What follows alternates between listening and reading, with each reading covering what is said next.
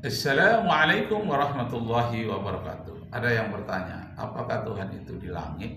Nah, mengapa pula Tuhan tinggal di langit atau di aras? Karena sebelum aras itu ada, sebelum langit ada, Allah sudah ada. Jadi ketika dia menciptakan langit, menciptakan aras, dia tetap berada di azalinya. Dia tidak berubah. Yang berubah itu hanyalah alam. Al-alamu mutaghayyirun. Alam ini yang berubah. Sedangkan Allah tidak berubah, sesuai dengan sifat mukhalafatu lil hawadisi. Dia tak serupa dengan alam manapun di alam semesta ini, apakah di langit, di bumi, di ruang angkasa, di aras, atau di mana-mana, tetap tidak serupa. Allahu Akbar, Allahu Akbar. Bagaimana disebut dengan yadullah fauqa aydihim, tangan Allah di atas tangan mereka? Itu namanya ayat majazi, simbol dari kekuasaan itu tangan. Kenapa Allah berbicara memakai simbol-simbol dalam Al-Quran? Karena dia berhadapan dengan orang-orang cerdas.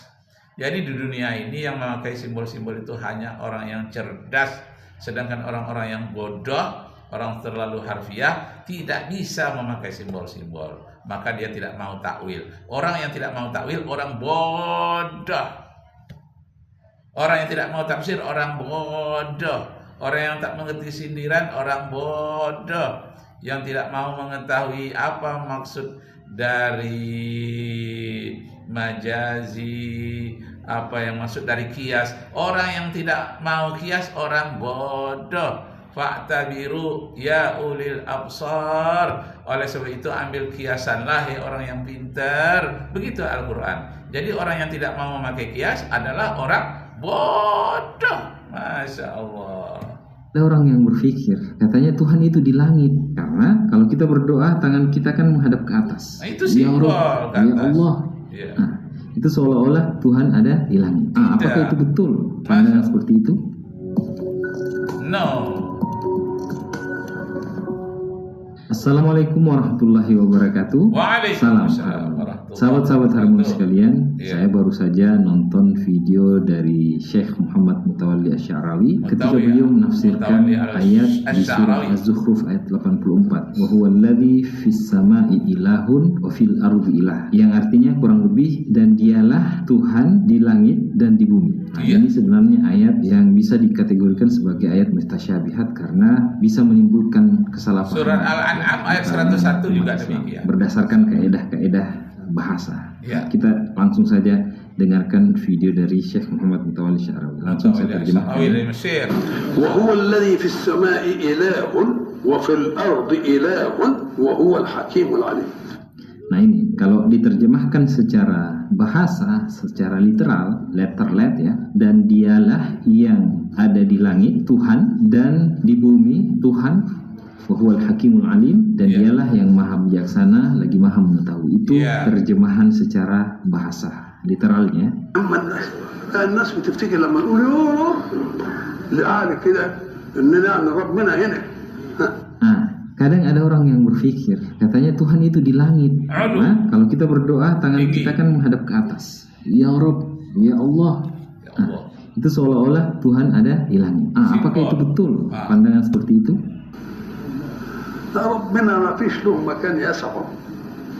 Nah, Tuhan itu tidak bertempat.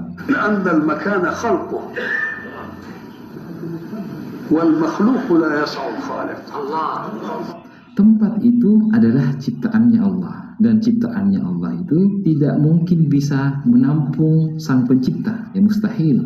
Nah, Masya Allah. Nah, di dalam kitab Taurat, karena kebetulan saya dosen ilmu perbandingan agama, saya menghafal dalam kitab Taurat itu ada namanya kitab Kejadian Ulangan Bilangan. Nah, dalam kitab Kejadian itu dikatakan tidakkan mampu langit dan bumi ini menampung Allah. Kalau mereka menyebutnya Yahweh, mereka menyebutnya Adonai, mereka menyebutnya Hashem, itu panggilan terhadap Allah. Yahweh, YHWH. Nah, tidak mampu alam semesta ini, aras, kursi, lauh mahfuz, langit, bumi tidak mampu menampung Allah. Begitu. Nah, dalam Islam juga begitu. Allah itu dia tidak tinggal di bumi, tidak tinggal di aras, tidak akan mampu menampung. Yang dimaksud Allah itu turun ke langit dunia sepertiga malam, artinya rahmat Allah, karunia Allah lebih banyak, lebih dekat kepada manusia sepertiga malam terakhir. Karena itu memintalah kepadanya. Jadi bukan zat Allah, tapi kasih sayang Allah, utusan Allah, para malaikat. Begitu juga di bulan Ramadan, tanazzalul malaikatu warruh, turun para malaikat dan roh itu utusan Allah, bukan Allah yang turun. Masya Allah, Allah itu tetap, dia tidak bergerak. Yang bergerak itu alam, al-alamu mutaghayyirun, al-alamu mutaghayyir. Alam inilah yang berubah, sedangkan Allah tidak berubah. Allahu Akbar. Nah, coba kita baca dalam surah As-Saffat. Wassafati saffa fazzajirati zajara fattaliyati dzikra inna ilahakum lawahid rabbus samawati wal ard. Nah, jelas dinyatakan Rabbus samawati wal ard, pencipta langit dan bumi. Nah, jadi sebelum langit dan bumi ada, termasuk aras sebelum ada, Allah telah membuat rencananya. Allah tetap di azali dan Allah tidak berubah. Dialah Rabb pencipta, Rabb pemelihara, dan Rabb itu juga nanti yang akan memberikan batas-batas waktu terhadap makhluk yang diciptakannya. Ada batas tempat, ada batas waktu, itu ditetapkan oleh Allah Subhanahu wa taala sesuai dengan takdirnya di azali dalam rancangannya. Nah, baca kembali. Wassafati saffa fazzajirati zajra fattaliyati